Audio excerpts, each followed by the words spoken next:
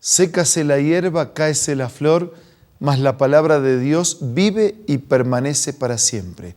Y porque es una palabra viva, permanente, inmutable, tiene impacto en nuestras vidas. Por eso, reavivados por su palabra, es una cita diaria con el Señor y con su mensaje para con nosotros. Todos los días nos dedicamos a la lectura y reflexión de un capítulo de la Biblia.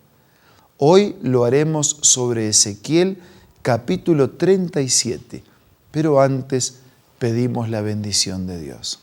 Señor, al abrir tu palabra te necesitamos a nuestro lado, para que el mismo Espíritu que inspiró a los escritores nos ilumine para entender tu mensaje y también nos dé fuerzas para practicarlo en nuestra vida. Te lo pedimos y te lo agradecemos en el nombre de Jesús. Amén. El capítulo 37 de Ezequiel es una de las visiones más poderosas y más impactantes que Ezequiel haya recibido. Vamos a los detalles y a su contenido en resumen. La mano del Señor vino sobre mí y su espíritu me llevó y me colocó en medio de un valle que estaba lleno de huesos. Se estima que esta visión estuvo allí aproximadamente por el año 586 a.C. Me hizo pasearme entre esos huesos, pude observar que había muchísimos huesos en el valle que estaban completamente secos.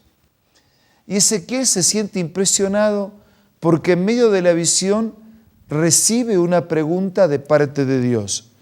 Hijo de hombre, ¿podrán revivir estos huesos?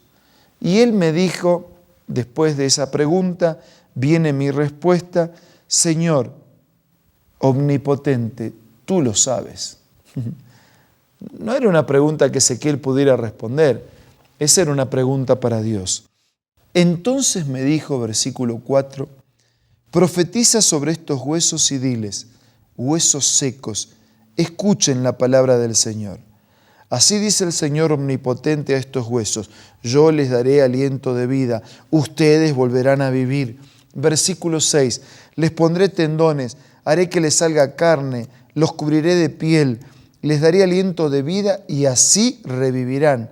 Entonces sabrán que yo soy el Señor. Tal como el Señor me lo había mandado, profeticé, y mientras profetizaba, se escuchó un ruido que sacudió la tierra. Gran ruido, ¿no? Movimiento de huesos que se acomodan formando las estructuras. Y los huesos comenzaron a unirse entre sí. Y yo me fijé, dice Ezequiel, y vi que de repente aparecían tendones sobre esos huesos. Y vi que de pronto aparecía carne y después aparecía la piel. Imagínense la impresión de Ezequiel. Pero lo que más le impresionó, dice la última parte del versículo 8, es que todavía a pesar de todo eso no tenían vida. Sí, eran huesos mejor dispuestos, ¿no? Vestiditos, adornados, con estructura, con tendones, con carne, con piel, pero todavía no tenían vida. Entonces el Señor me dijo, profetiza, hijo de hombre, conjura el aliento de vida y dile, esto ordena el Señor omnipotente. Ven de los cuatro vientos y da vida a estos huesos muertos para que revivan. Versículo 10. Yo profeticé conforme a la palabra del Señor, conforme a lo que Él me había ordenado, y el aliento de vida entró en ellos. Entonces los huesos revivieron y se pusieron de pie. Era un ejército numeroso. Después me dijo, hijo de hombre, estos huesos son el pueblo de Israel.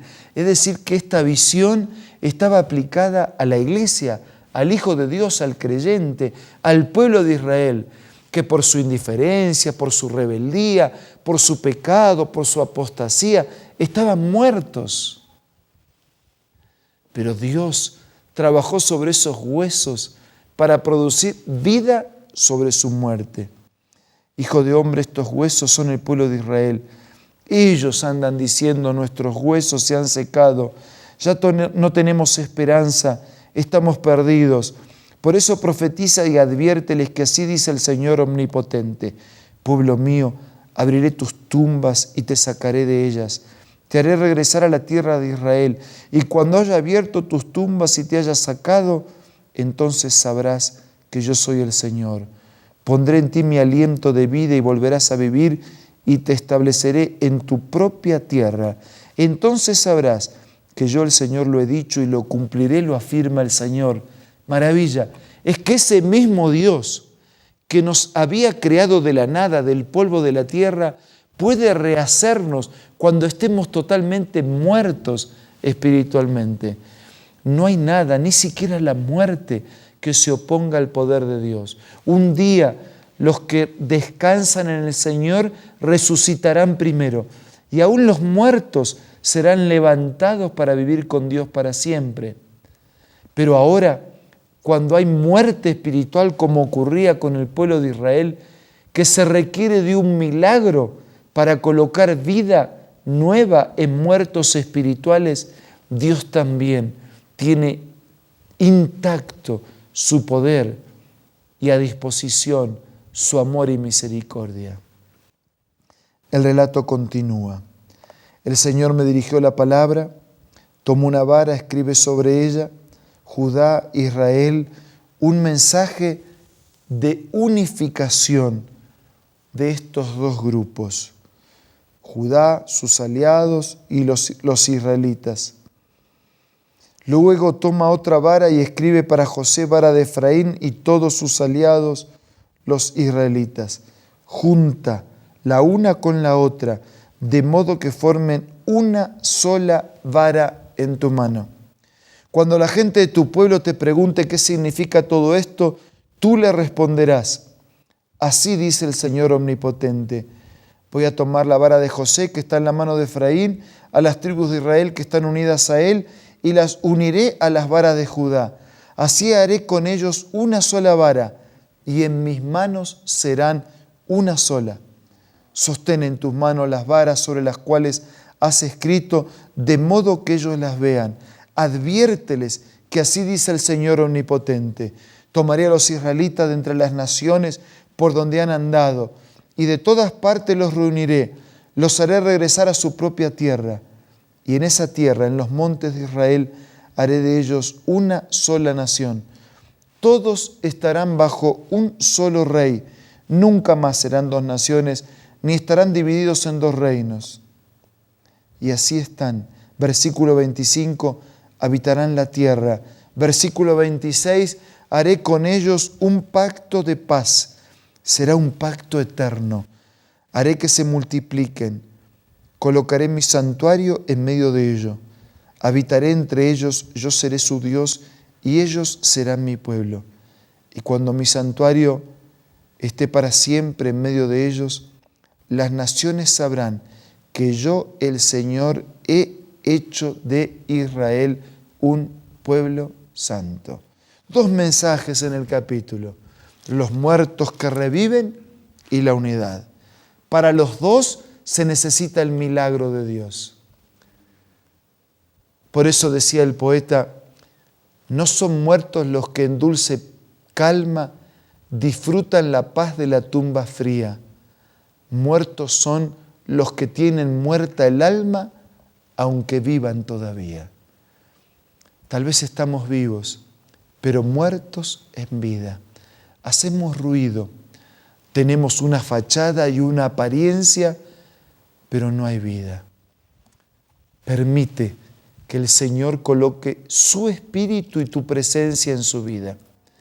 Permite que Él haga el milagro de la vida y el milagro de la unidad de los creyentes, para que el mundo, viendo los dos milagros, el de la vida y el de la unidad, testifiquen del poder y de la gracia del Señor.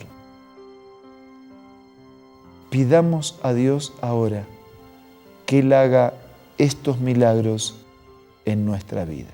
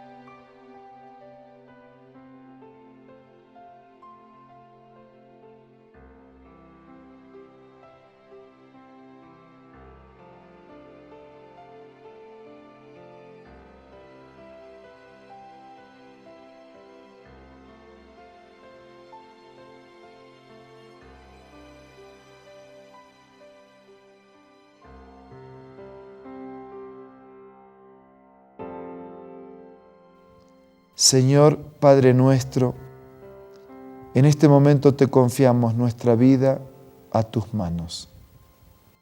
Por favor, queremos vivir de verdad. Queremos hacer tu voluntad. Queremos ser una sola cosa unidos en Cristo. Produce este milagro y guía a todos nosotros en el camino de la salvación y de la eternidad. Nada merecemos, pero agradecidos te pedimos todo en el nombre de Jesús. Amén. Muchas gracias por la presencia de hoy. Que usted tenga vida y vida en abundancia.